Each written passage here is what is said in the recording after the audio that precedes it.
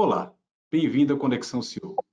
Ainda menino, ele chegou a dar seus primeiros passos como jogador de futebol, mas foi em outro campo que construiu de fato a sua carreira, a indústria automotiva. No setor, desde 2014, ele integra o time de executivos de uma das principais montadoras do mundo. Hoje eu converso com Pablo Dissi, CEO da Volkswagen na América Latina. Pablo, muito obrigado por sua presença. É um prazer recebê-lo aqui no Conexão CEO. Boa tarde, Marcelo. Um prazer estar aqui com você. Pablo, eu queria começar. Você tem uma história bem interessante. Eu queria puxar esse gancho mesmo do. Fala um pouquinho. Você chegou a ter planos de ser jogador? Você jogou no Huracan, é isso? Nas categorias de base? Eu jogava nas categorias de base de um time profissional, no Huracan, né? E quando era criança, adolescente. E fui jogando desde os 5 anos, não no Huracan, mas em diferentes clubes, antes de chegar no Huracan. Até que chegou um momento de hiperinflação na Argentina, eu queria sair da Argentina. E eu não tinha muito dinheiro, aliás, eu não tinha dinheiro. Então, me fiz uma fita VHS, aquelas fitas antigas, e mandei vídeos para diferentes universidades americanas, falando o seguinte: olha, falo um pouquinho de inglês, não tenho dinheiro, eu jogo bola, sigo uma fita e gostaria do que se chama um tryout, né, um teste. E aí, todas me responderam e fui para os Estados Unidos por 2 meses a testar, e lá a maior parte delas me ofereceu uma bolsa de estudos nos anos 80. Então, foi uma aventura diferente, porque na época não existia internet, não existia celular, não existia todas essas comunicações e esse conhecimento que nós temos hoje dos Estados Unidos ou do sistema americano. Então, foi uma experiência muito boa, mas difícil ao mesmo tempo. E foi via futebol, então mesmo, que você conseguiu uma bolsa lá, é isso? Então, se foi via futebol, então eu tive a sorte de chegar em uma cidade fantástica como Chicago. Eu me lembro que o técnico era um técnico romeno, que ele tinha treinado o Steaua de Bucareste, que na época era um super time, né? Ele saiu da Romênia, que na época era comunista, saiu da Romênia e foi para os Estados Unidos. Aí ele me ofereceu uma bolsa completa, né? Estudos, casa, comida, etc, etc. E comecei a jogar bola nos Estados Unidos. Foi muito difícil para mim, porque eu jogava em um nível relativamente bom. E fui para um país, no início, não é futebol de hoje dos Estados Unidos, é aquele lá de 35 anos atrás que eles nem sabiam o que era futebol. Então foi como um choque cultural para mim. Eu joguei 2 anos na universidade, depois estudei para caramba, e depois ganhei o que é chamado o Loyola Presidential Scholarship, ou seja, eles me deram uma bolsa de estudo pelas minhas notas, né? Eu joguei bola 2 anos, e depois eles me pagaram os últimos 2 anos pelas minhas notas, pelo que eu fazia no mundo acadêmico. Então, eu fiz a universidade de graça, era a única forma que eu tinha, porque eu não tinha dinheiro para bancar a universidade. E aí você voltou para a Argentina, que ano era isso? Você voltou também com outra perspectiva, né? Não, aí não voltei. Aí não voltei porque eu comecei a trabalhar, claro, estudando nos Estados Unidos sem dinheiro. Eu levantava malas, né, no aeroporto, na Varig, quando existia Varig, que voava para Chicago.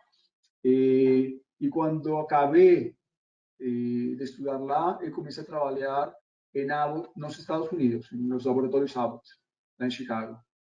Então, eu saí da Argentina com 17 anos, e foi difícil, né? Por meus pais, por minha família, pelo contato, sem comunicação. Na época, eu me lembro, custava $5 o minuto de ligação de telefone. $5 o minuto. Então foi bem difícil, mas uma vez que me formei lá, eu continuei trabalhando lá e comecei a trabalhar em multinacionais e aí fiquei. E a parte da experiência profissional, né, e mesmo da formação que você teve lá, qual é o maior aprendizado que você teve desse período que você leva para a tua vida aí, seja tanto a profissional como pessoal? Olha, 2 pontos aqui, Marcelo. Primeiro de futebol, depois essa mudança para os Estados Unidos. O futebol, como qualquer esporte de time, eu acabei aprendendo depois, né, pensando que o grupo é muito mais importante que o individual.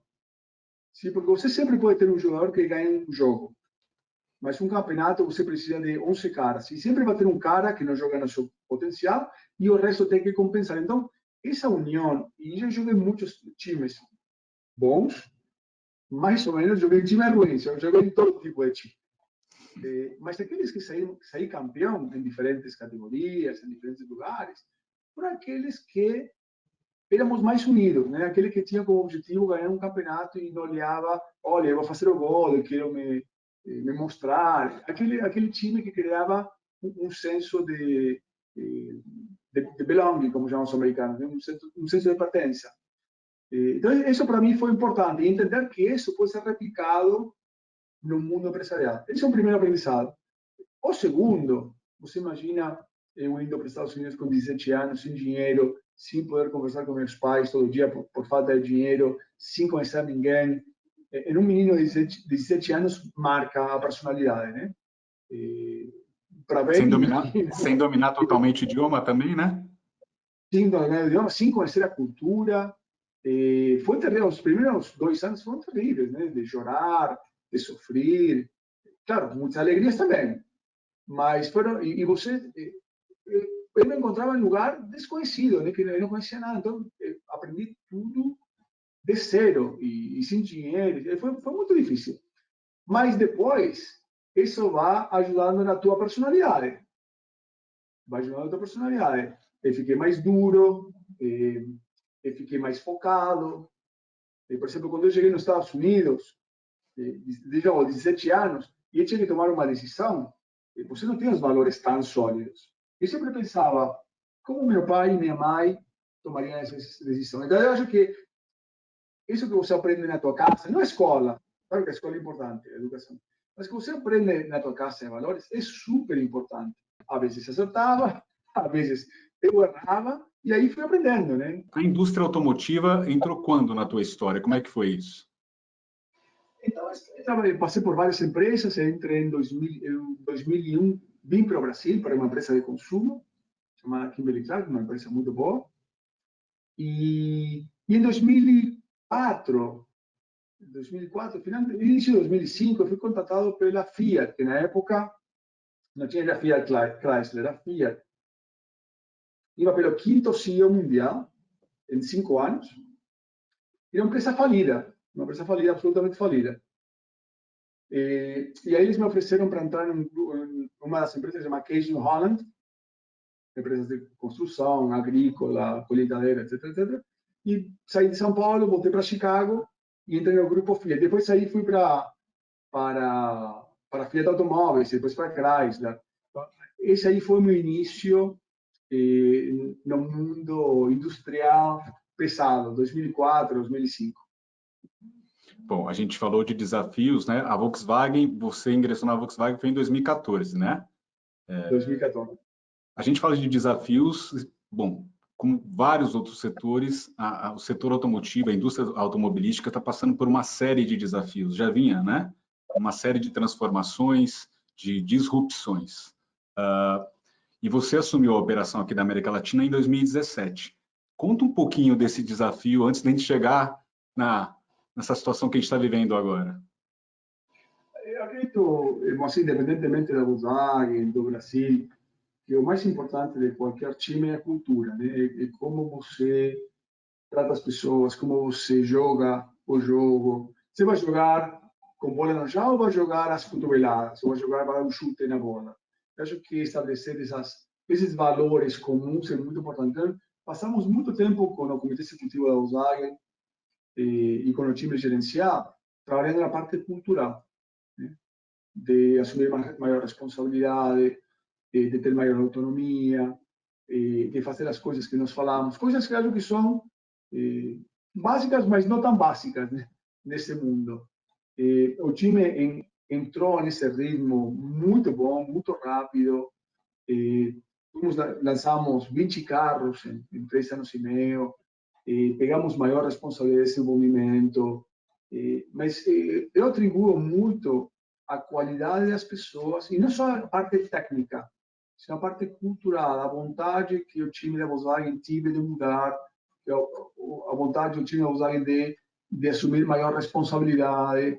Então, eu acho que isso é uma parte fundamental de qualquer processo de transformação. Pablo, eu queria falar um pouquinho especificamente do mercado brasileiro, né?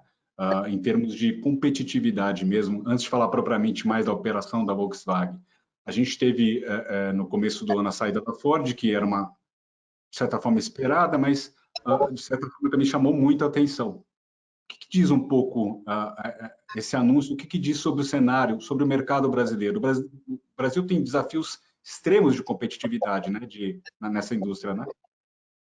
Olha, o Brasil, e nós falamos sobre a indústria, o Brasil é um MBA. O Brasil é um dos países mais complexos e difíceis para se trabalhar. E estou falando isso com orgulho, tá? Não como uma crítica.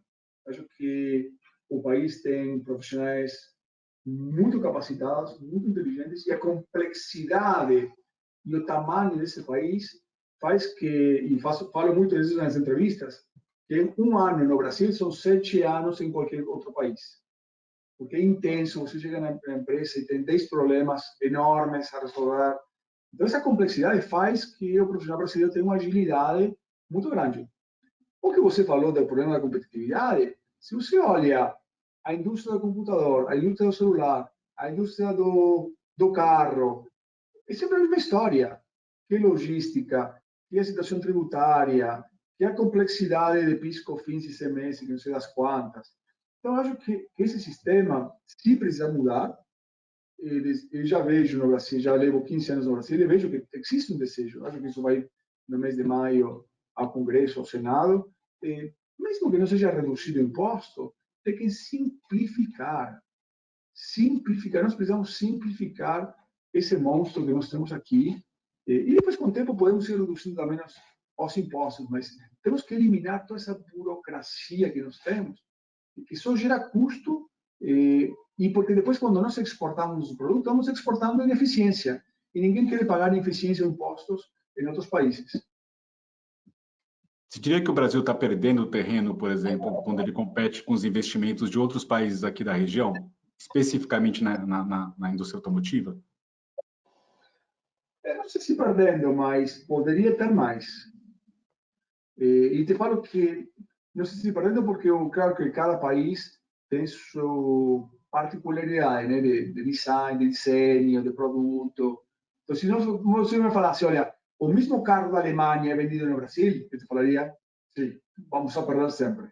O fato que os consumidores são diferentes dá um pouco mais de, não vantagem, mas é diferente. Mas com certeza acredito que poderíamos ter muito mais investimento se outras forem as condições.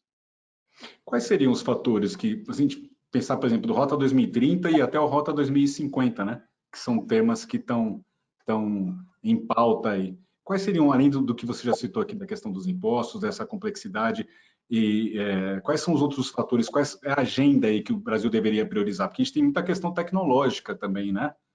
Em pauta aí. O que deveria ser priorizado nessa agenda? Acho que cada país precisa definir quais são suas indústrias estratégicas, tá? E não estou falando que o Brasil deveria ser a automobilística. Cada país escolhe. Mas se fosse uma indústria automobilística, tem que criar políticas públicas de longo prazo. Não é possível que nós tenhamos PL7 que muda toda hora, ou Rota 2030, com 5 ou 6 anos. Então, precisam ser criadas políticas de 20, 30, 40 anos. E eu acho que o governo acabou de lançar um projeto super bacana, que se chama Combustível do Futuro, que está sendo criada essa política pública. Eu acho que o desejo existe, mas precisamos mudar essa visão de curto prazo para indústrias como a nossa, que são de médio e longo prazo, principalmente em questões de regulatório, de CO2, que o mundo jamais não aceita que as empresas poluam. Nós precisamos ser CO2 neutro daqui a 20, 30 anos e acelerar esse processo. Então, para isso, precisa colocar políticas públicas com regras claras. Então, acho que qualquer multinacional, e acho que qualquer empresário vai criar regras claras e simples de entender para tocar o negócio e continuar que a economia cresça, né? Agora, falando de pandemia, que é inevitável, né? Essa segunda onda. Primeiro, como todo setor, a indústria automotiva teve grandes impactos aí no ano passado por conta dessa situação, né? Como é que você está vendo essa segunda onda? Qual é o impacto? Você chegar a suspender a produção, né? Como é que está essa produção hoje também? Me fala um pouquinho dos reflexos aí dessa segunda onda. Primeiro, eu tenho muito orgulho da empresa de trabalho e a Volkswagen. E te falo por quê. O ano passado, quando começou a pandemia, fomos os primeiros que decidimos parar a fábrica no setor. E olhando a pandemia um ano e meio atrás, ninguém sabia muito, entendeu? Hoje sabemos um pouquinho, mas lá atrás não sabíamos nada. E nessa segunda onda que você mencionou, o governo não determinou que nós deveríamos fechar. Mas nós, entendendo a situação do Brasil, entendendo a situação de saúde, decidimos parar por 10 dias em todas as nossas fábricas, sem pedir R$1 para o governo federal, sem pedir R$1 para o governo estadual. Negociamos com o sindicato, o trabalhador não perdeu nem R$1. Nós não perdemos R$1 porque somente pegamos esses dias e jogamos para o segundo semestre. Então, conversando entre todas as partes, nós acho que contribuímos, sim, a reduzir um pouco o impacto da segunda onda e paramos 10 dias sem que ninguém, porque nós acreditamos pelos nossos valores, não porque alguém nos falou, olha, precisa parar porque estamos na segunda onda. Eu acho que ser o primeiro e marcar uma tendência, acho que uma empresa como a Volkswagen é importante colocar seus valores na mesa. E vocês já retomaram essa produção? Já retomamos com protocolos muito bons, muito rígidos, sim? E sabemos assim que quando nós paramos, eu fiz um vídeo interno e também fiz algumas entrevistas com algumas empresas aqui no Brasil e sempre falaram o mesmo, olha, nós paramos não para que as pessoas vão para a praia, não para que as pessoas façam churrasco. Quando acabaram esses 10 dias, todo mundo voltou e nós fizemos testes de coronavírus para todo mundo, né? E a infecção foi muito baixa na população da Volkswagen. Isso significa que os funcionários da Volkswagen foram extremamente responsáveis, muito responsáveis, porque se eles hubiesen tomado esses dias como férias, iam para praias, nós voltávamos para trabalhar e ficávamos com 10, 15% de pessoas com coronavírus. E foi baixíssimo. Então, nós voltávamos a trabalhar, continuamos em um ritmo não normal, né, mas com as condições da pandemia. E hoje em dia estamos nas 4 fábricas trabalhando com esse ritmo. E qual é o impacto na operação? E vocês têm caixa aí para suportar um período mais longo aí dessas restrições? Olha, o ano passado foi terrível. O ano passado foi violento, porque, primeiro, nós não estávamos preparados. Depois parou tudo 2 meses, né? A produção, a venda. Nós ficamos com um custo fixo enorme e sem receber R$1. Então, nós tínhamos um problema de caixa. E aí todo mundo saiu correndo atrás dos bancos, pegando empréstimo. Foi totalmente despreparado e sofremos muito. Esse ano, já com a experiência, foi bem diferente. Porque nós nos sentamos com os sindicatos e falamos, olha, nós vamos a parar. Nós vamos a parar. Por vocês, por suas famílias, por todos nós. Como podemos conversar para que a empresa não tenha um impacto de caixa de perda? Então, falamos, demos feriados aqui, demos férias aqui, e se trabalham no segundo semestre. Então, quando você olha, claro que teve um impacto de caixa por 10 dias em abril, mas quando olho o ano como todo, não vai ter nenhum efeito, porque estou jogando de abril para junho, julho, agosto. Então, eu acho que foi bem gerenciado pelo time, e acredito muito no diálogo entre todas as partes, e se não vem uma terceira onda, assim, acho que nós estamos um bom caminho. Até porque, você viu as notícias de ontem e de hoje, a quantidade de vacina que vai chegar no Brasil em maio é uma quantidade muito importante, né? Eu acho que em maio e junho a vacinação no Brasil vai ir para cima de uma forma muito grande. Eu queria justamente perguntar isso, como é que você tem visto esse ritmo de vacinação e qual é a perspectiva, como é que vocês trabalham em termos de retomada, né? Como é que vocês estão olhando um pouco esse cenário à frente? Eu não falo isso agora nessa entrevista, eu, há 2 ou 3 meses falo que sempre fui muito otimista no segundo semestre do Brasil, porque claro que janeiro, fevereiro, março, um gargalo na matéria-prima das vacinas no Brasil e no mundo. Você vê que agora, abril, maio, junho, a Pfizer, a Oxford, a Coronavac, vem ingredientes, vem a vacina acabada. Eu acho que vai acelerar muito, muito. E a única forma de voltar à normalidade assim, entre aspas, é com a vacina. Nós precisamos acreditar na ciência. Claro que até chegar lá, continuamos com máscaras, continuamos distanciados, mas a vacina é fundamental para reabrir a economia. E como é que você enxerga, até como explicar isso para a matriz alemã, um pouco esse componente adicional político, né?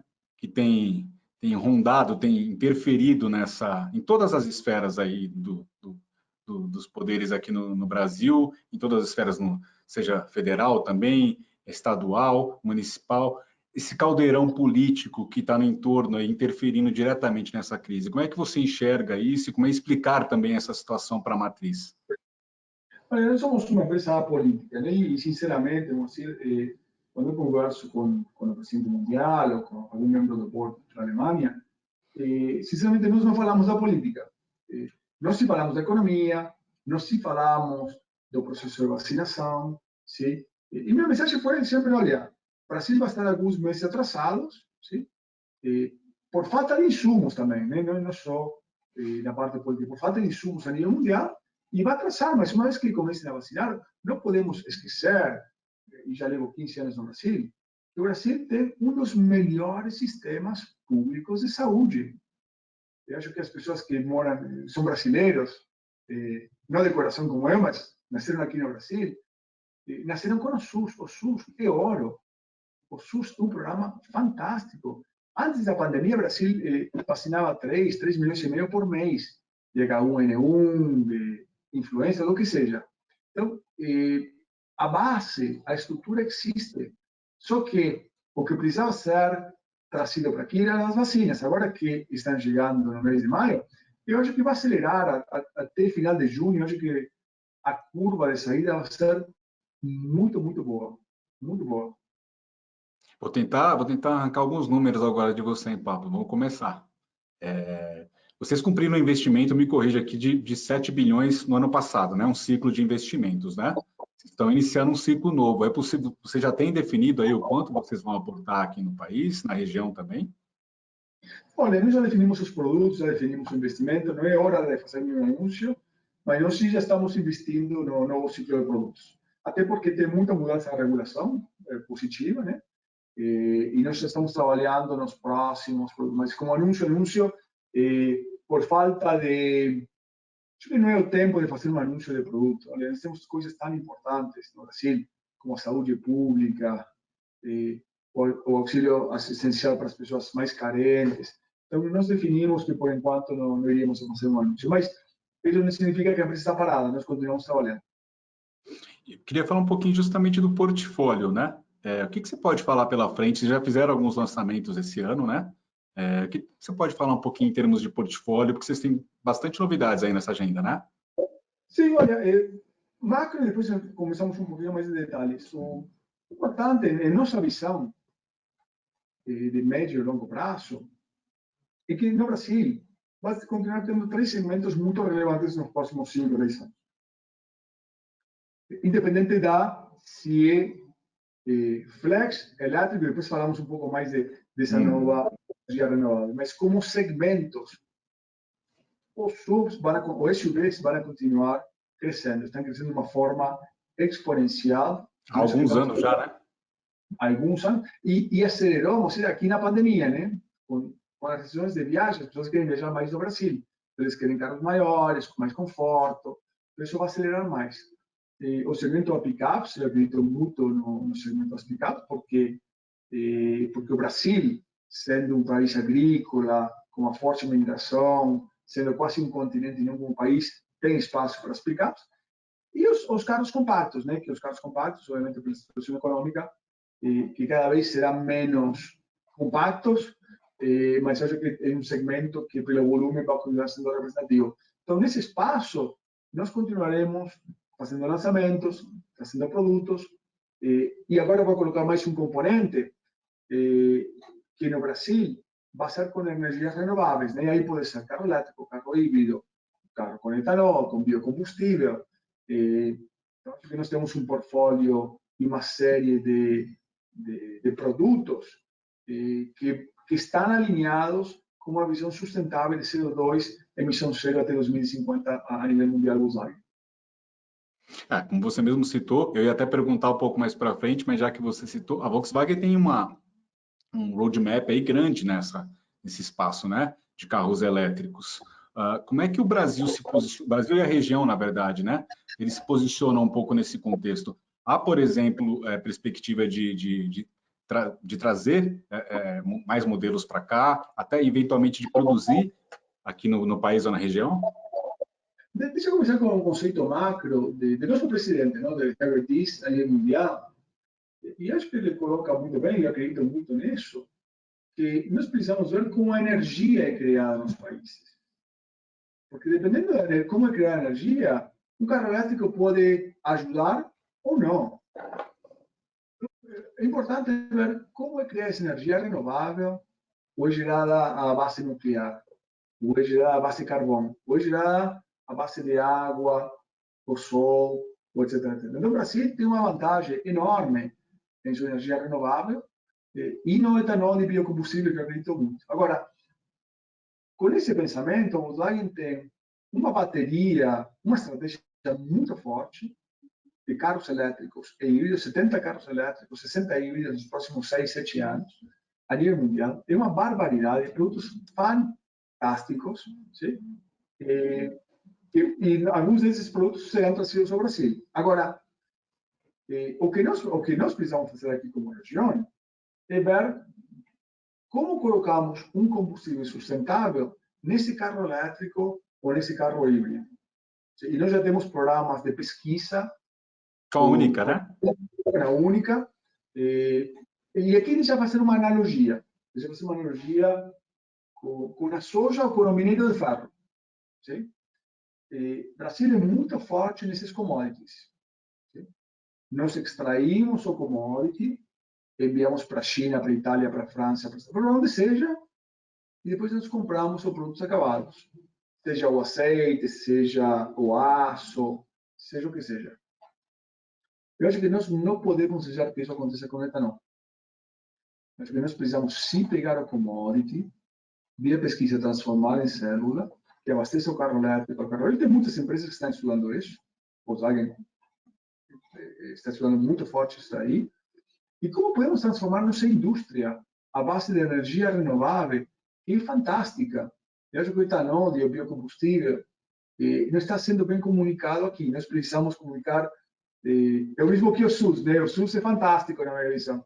O etanol e o biocombustível é uma coisa fantástica.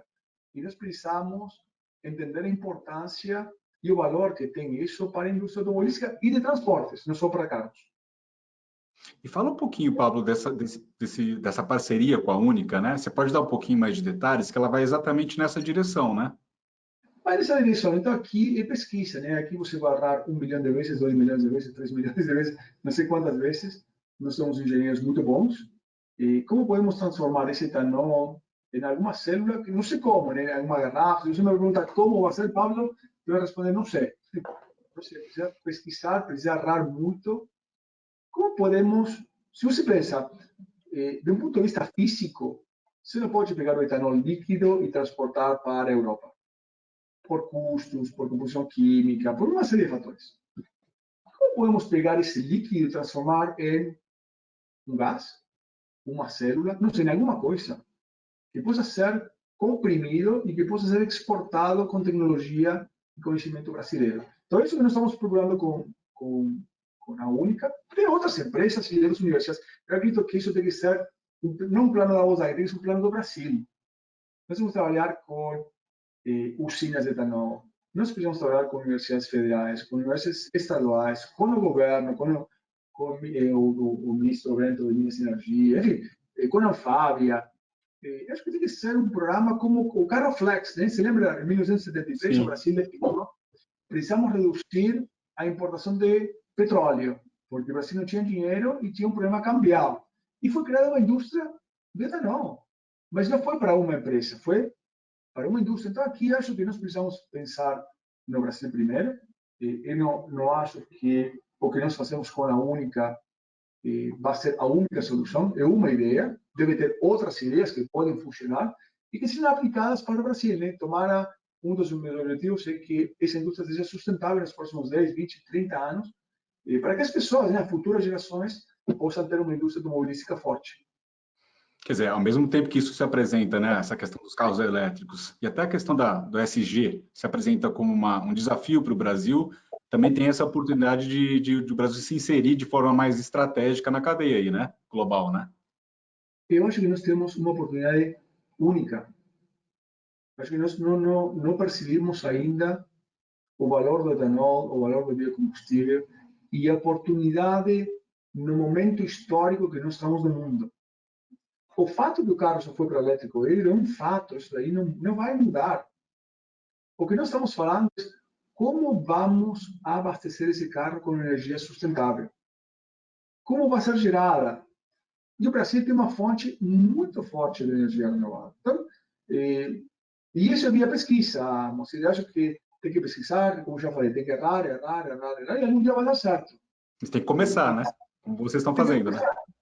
E capturar o preço do commodity, o trabalho do produto acabado e exportar o commodity e o produto acabado. Não são commodity. E além da Única, vocês têm conversas já com outras instituições, eventualmente até com outras empresas do setor, até com outras montadoras para pesquisas nesse sentido?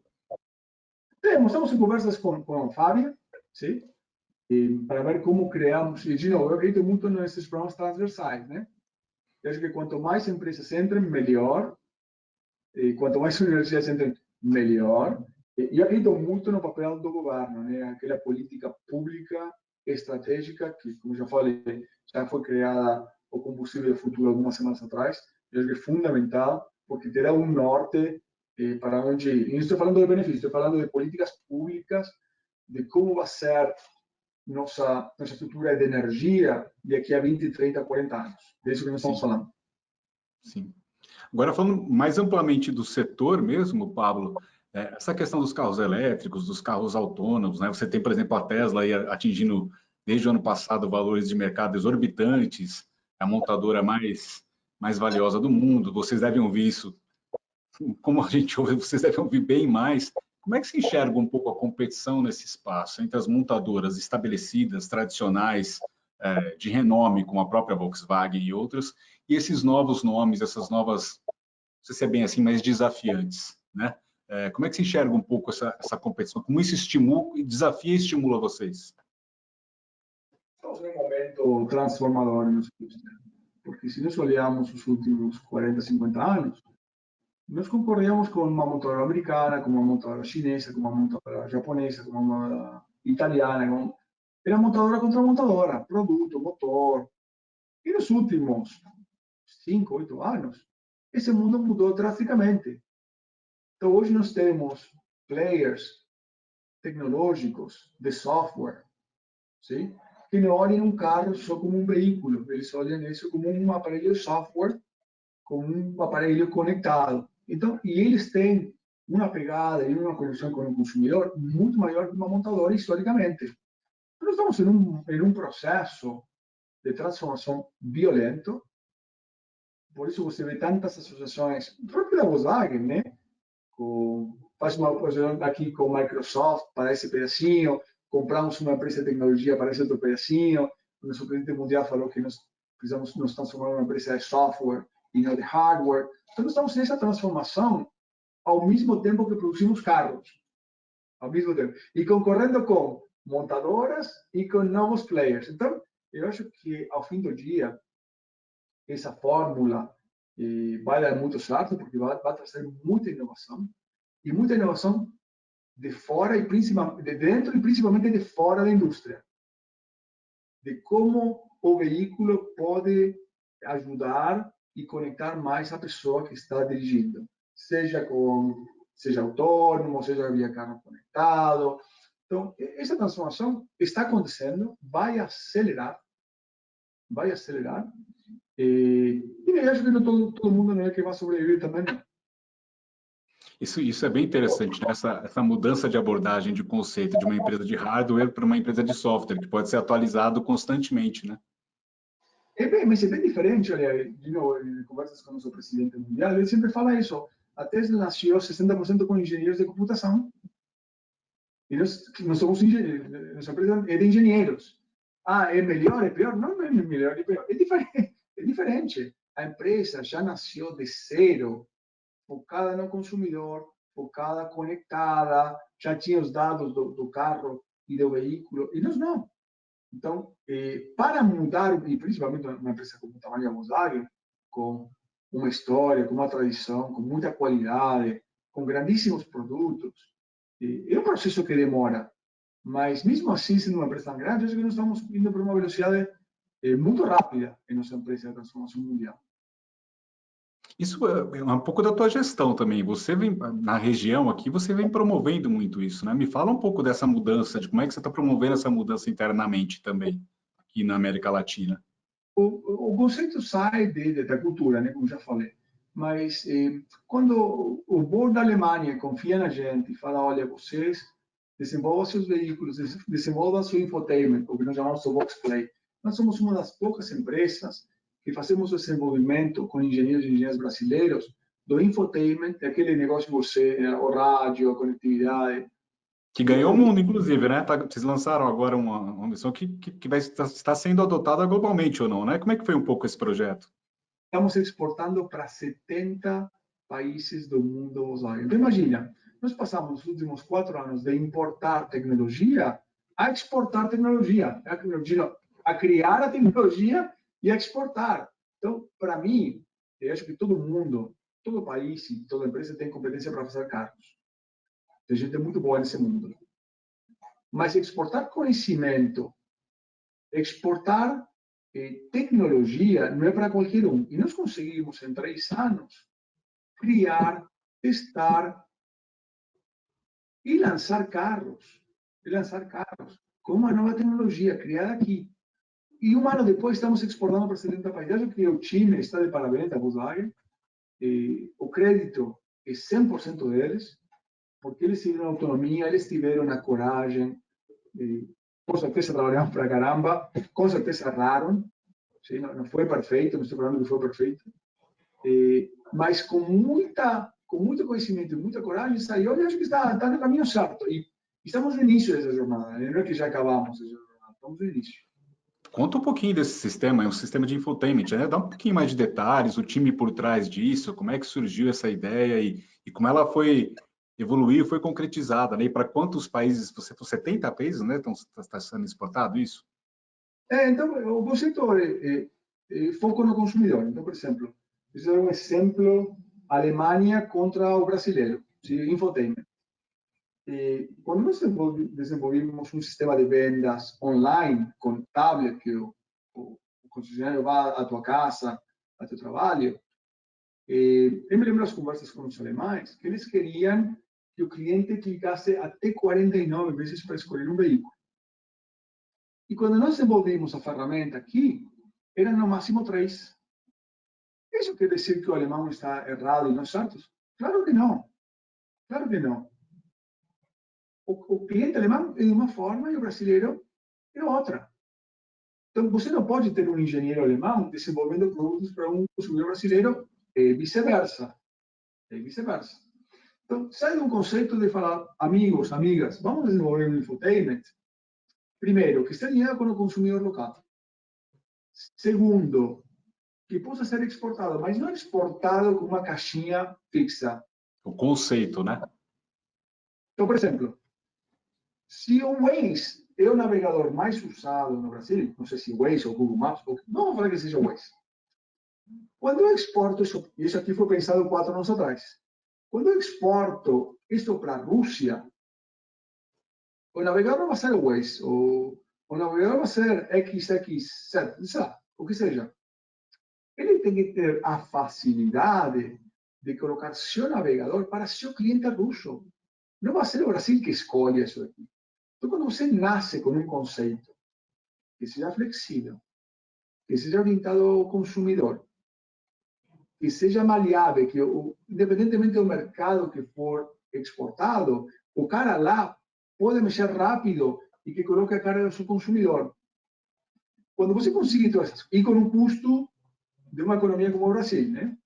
Não um custo de país desenvolvido altíssimo. Então, você conseguir todas essas coisas e faz bem, você tem sucesso. E isso é o que aconteceu, né? Nós desenvolvimos essa ferramenta, o Porta Alemanha nos deu total apoio, total apoio. E quando acabou a história, começamos a exportar isso para outros países da Vox, do mundo Vox, para a Ásia, para a Europa, para a África. E um baita orgulho, né, para o nosso time. Um baita orgulho, não pela tecnologia, mas porque o negócio seja desenvolvido aqui, com conhecimento local. Acho que a melhor coisa que pode acontecer para o país é exportar conhecimento. E o que esse sistema ele traz especificamente? Você pode falar um pouco dos recursos aí que ele oferece? Claro, claro, te doy algunos ejemplos, ¿no? Es más fácil para dar ejemplos de conceptos. Então, por exemplo, quando nós criamos o infotainment, vamos olhar, primeiro o consumidor tem que escolher. Ele quer espelhar seu celular, ele quer colocar, o carro tem um computador, tem um hard drive, onde você pode colocar, não precisa espelhar, você pode colocar Android, pode colocar Apple. Então, primeiro que o cliente escolha, a Volkswagen não pode escolher como o consumidor vai a conectar seu celular. Esse é um princípio básico. Segundo, eu preciso criar algumas ferramentas com benefícios caso o consumidor queira. Então, por exemplo, nós fizemos parcerias com 5 empresas. Se o consumidor vê um benefício para isso, ele utiliza. Por exemplo, nós fizemos parcerias com Porto Seguro, com Separar, já negociadas pela Volkswagen. Olha, você compra um carro. Quando você diz o carro, 5 compartilhar teu nome, eu sei que você dirige bem, que não acelera demais. Como que eu posso ter um desconto de 10% no teu seguro? O aplicativo Porto Seguro, que está aí. Sim? Sem parar, se você quiser, já conecta automaticamente e tem um desconto. E se você não quiser, não utiliza. Outra coisa que nós fizemos é eliminar a burocracia e digitalizar tudo. Nós eliminamos em um aplicativo, Volkswagen e eu, eliminamos os manuais de uso, colocamos inteligência artificial, você tira uma foto e automaticamente te mostra um vídeo ou uma foto como funciona esse negócio.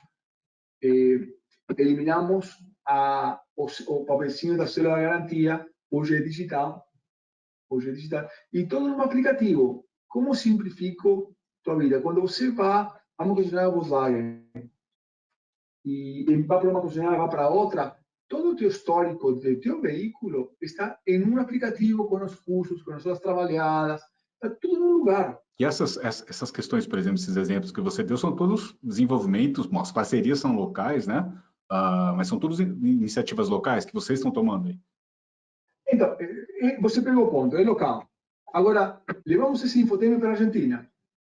Replicamos o mesmo modelo, mas com uma empresa argentina. Os argentinos lá negociaram com uma empresa de seguro argentina, negociaram com uma empresa de hamburguesas argentina, mas todo esse software, todo esse know-how, toda essa inteligência já existe. Me corrija se eu estiver errado, Paulo, mas esse sistema é quase que um ecossistema que vocês estão criando ali também, né? Porque ali cabe um monte de coisa, né? Em termos de parcerias, por exemplo. Não tem tanto limite aí, né? Por exemplo, o que você enxerga mais aí nessa... Não, nós estamos a um passo de um carro totalmente conectado, né? E o limite é o que o consumidor quer, porque, a fim do dia, eu posso te ligar todos os dispositivos teus e te falar, olha, você tem um quarto de gasolina, você pode parar nesse posto daqui, o preço do etanol e o combustível é muito mais vantajoso o etanol, você faz um mix de 60-40, vai lá, porque esse posto de gasolina é mais barato que aquele lá, então você começa a pegar todas as informações para o benefício. Então, nós estamos no início dessa jornada digital de transformação, mas estamos já logo, nesse carro conectado, que vai começar a casar todas as suas pontas, e o céu é o limite, né? Porque o sistema pode te recomendar e recomendar de acordo com as tuas preferências. Você depois escolhe se você quiser passar ou não. E com benefícios para o consumidor. Vocês também avançaram, você chegou a mencionar isso, Pablo, em termos de, até na pandemia, até um pouco antes, vocês, na verdade, já vinham trabalhando, acho que nesses modelos diferentes aí de venda do carro, né? Me conta um pouquinho, você mencionou agora há pouco, até que acho que chamou a atenção da matriz, né? Conta um pouquinho desse modelo, até quase ali de vender porta a porta que vocês conseguiram fazer, né? Esse é um ponto importante que você levanta, porque tudo isso aqui não foi criado porque a pandemia aconteceu. Nós já tínhamos uma visão uns 4 anos atrás, queria ser um mundo muito mais digital, muito mais conectado e muito menos físico. Então, com esse pensamento, lá em 2018, criamos um piloto para que o vendedor da concessionária fosse para a tua casa, para o teu trabalho, para o teu clube, onde você quiser. E sem contrato, sem papel, você pode escolher seu carro, o inventário, simular, financiar e assinar um contrato com o teu dedo. Tudo em uma ferramenta. Então, em 2018, fizemos nossa primeira venda digital. E sempre falava com os concessionários, o mundo do futuro, isso aqui é 2018, tá? O mundo do futuro vai ser muito menos físico, precisamos reduzir o tamanho das lojas, e vocês e nós precisamos aumentar nossa capacidade de conectividade digital. Falava, olha, daqui a 10 anos, eu errei no tempo. Não foram 10 anos, a pandemia acelerou tudo, mas essa base foi criada lá em 2018. E quando nós apresentamos isso para o time mundial alemão, de novo, mais uma vez, eles nos apoiaram, eles deram autonomia para a gente e deixaram trabalhar. Eu sempre estarei agradecido por isso, porque sem essa autonomia e sem isso seria impossível que isso aconteça. Pablo, pelo que eu estou entendendo, o Brasil e a América Latina também começa a se consolidar aí como um polo dessa produtor, vamos dizer, dessas inovações. As pessoas alemãs estão dando nos crédito, sim, pela velocidade, pelo consumidor. Mas, de novo, tudo tem um começo, né? Tudo tem um início. E eu dou muito mais crédito para o time da Alemanha por confiar na gente, né? Porque se eles não tivessem falado, Pablo, você do time, crê em seu próprio sistema, arrisque no seu infotainment, tudo isso aqui seria só ideias. Claro que nós temos nosso mérito de pegar essa responsabilidade, de pegar essa autonomia e implementar. Então, acho que o mérito é compartilhado. Eu dou muito crédito ao Conselho Mundial por acreditar na gente e muito, muito crédito ao nosso time por saber interpretar, por pegar essa responsabilidade e por fazer acontecer. E explica um pouquinho para até quem não conhece como é que funciona esse modelo de vendas de vocês, né, que vocês desenvolveram. E também, vocês lançaram um novo site no fim do ano, é isso? Para um pouco com mais recursos, né, para essa venda também, né? O sistema é simples. Iniciamos com uma tela grande de 50 polegadas em uma concessionária. E aí você ia e com o seu dedo escolhia, você quer um SUV, quer um sedã, quer um carro compacto. E aí você escolhia cor, modelo. E com 4 cliques, 5 cliques, você já montava seu carro em 30 segundos. Ou 2 horas. Tem clientes que gostam de passar 2 horas escolhendo o carro. Tem clientes que gostam de 5 segundos. Mas quem decide é o cliente. Então, você estava numa tela em uma concessionária. Assim começou o piloto. Depois falamos, olha, temos que levar isso para um tablet. Levamos isso para um tablet e em matéria, obviamente você não pode colocar o seu perfil do consumidor, não pode financiar um carro, porque todo mundo vê, né? Então, quando colocamos um tablet, começamos a integrar todas as informações. Você continua escolhendo o sistema, o carro, a cor, os opcionais, e começa a ver o estoque, a negociar e a financiar e até assinar um contrato. O terceiro passo foi colocar realidade aumentada. Nós colocamos óculos com realidade aumentada e você escolhia um Nibus, um T-Cross e colocava os óculos e estava no mundo virtual, dentro do veículo, com uma acurácia fantástica. Você realmente parecia que estava dentro de um carro. Então, foi um processo muito, muito rápido que aconteceu. E, por último, que você mencionou, acabamos com um processo de vendas na internet, mas que é uma jornada digital, né? E acho que quando nós olhamos, eu olho um pouco para trás, não é que começamos a dar tiros no escuro, nós montamos uma estratégia, vamos olha, nos próximos 5 ou 10 anos queremos chegar até lá, e estamos implementando de uma forma rápida e consistente ano tras ano. E o quão importante foi essa estratégia no período que a gente começou a viver, né, na situação que a gente começou a viver em março do ano passado e que a gente ainda vive sob essa situação? Fundamental, né? Olha, em termos de produto e A gente consegue ter conectividade, alguns números, por exemplo, de vendas ou da participação dessa venda digital hoje? nós ganhamos como mercado, né? Nós passamos de 12% de participação de mercado para 17,5%. Nós ganhamos 5,5% de participação de mercado nos últimos 4 anos. É muito, é muito. Nós quase que dobramos sempre o crescimento da indústria como participação. Agora, você fala, mas por que isso aconteceu? Primeiro, porque acho que acertamos nos segmentos, né? Eu acho que também os carros são bem desenhados e com qualidade e com segurança.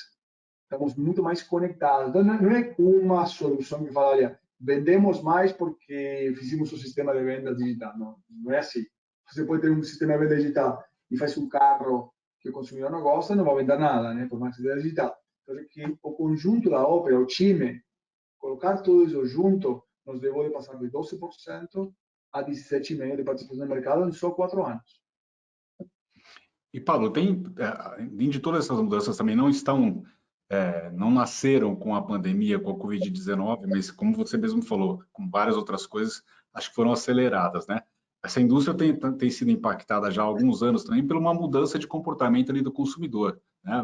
Muitas vezes o consumidor já não, esses novos consumidores, eles não querem ter algo, eles querem usar, né? Isso. A Volkswagen tem, por exemplo, como outras empresas do setor, tem se adaptado a isso, tem buscado se adaptar muito mais como uma empresa até às vezes de serviços de mobilidade ali, né, para o futuro. O que você pode falar um pouco desses Natura, que a Volkswagen tem projetos ali fora, como é que isso se reflete aqui na América Latina e no Brasil?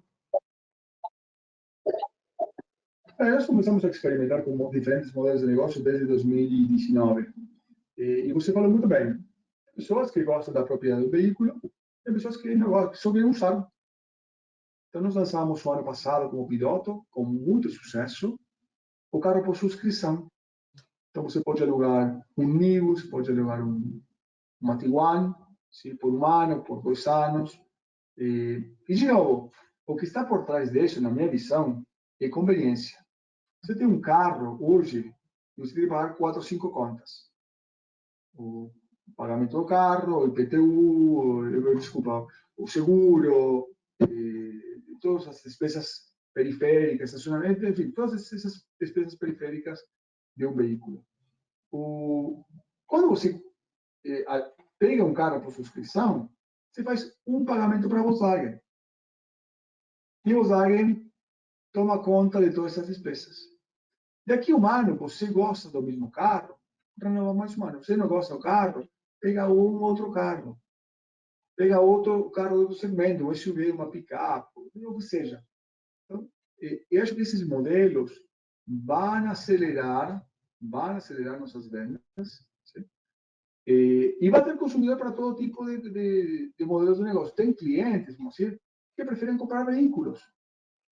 Mas concordo com você que essa nova geração não prefere ter propriedade, que eles só querem utilizar. E nós temos modelos de negócio para esse tipo de consumidor. Esse serviço de subscrição está disponível no Brasil, em toda a região já? Desde quando? Como é que funciona? Você pode dar um pouquinho mais de detalhes? Sim, nós começamos no Brasil, começamos na Argentina, estamos começando no resto da América Latina esse ano. Começamos com 2 modelos, estamos expandindo os modelos à medida que vai passando o tempo. Começamos em São Paulo e fomos expandindo durante esse ano. O modelo é muito simples, trabalhamos com o nosso banco, Volkswagen, muito, muito simples. É um modelo tudo digital, onde você vai e escolhe. Nós começamos com o Nivus e com a Tiguan. O Nivus será 12 meses, a Tiguan era 24 meses. E você escolhe e paga uma parcela. Depois lançamos outros veículos. Paga uma parcela, 1.500, 2.000, o que seja.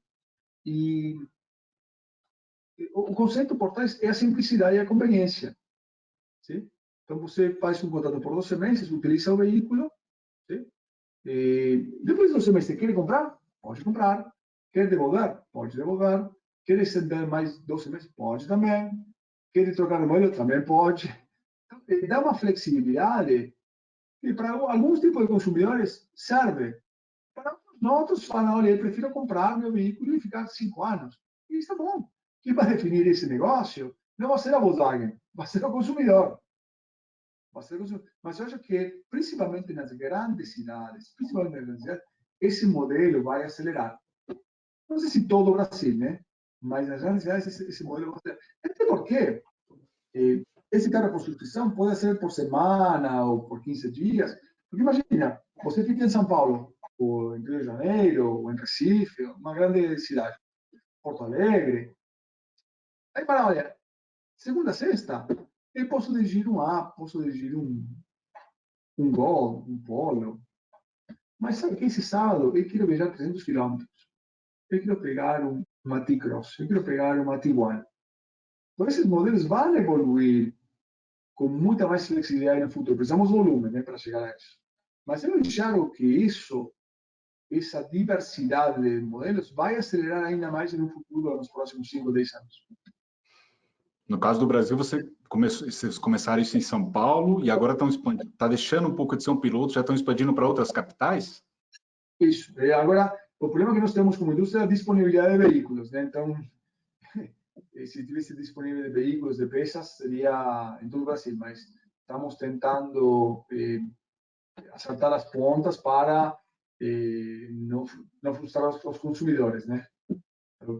Se tivesse veículos e peças, poderia acelerar ainda mais.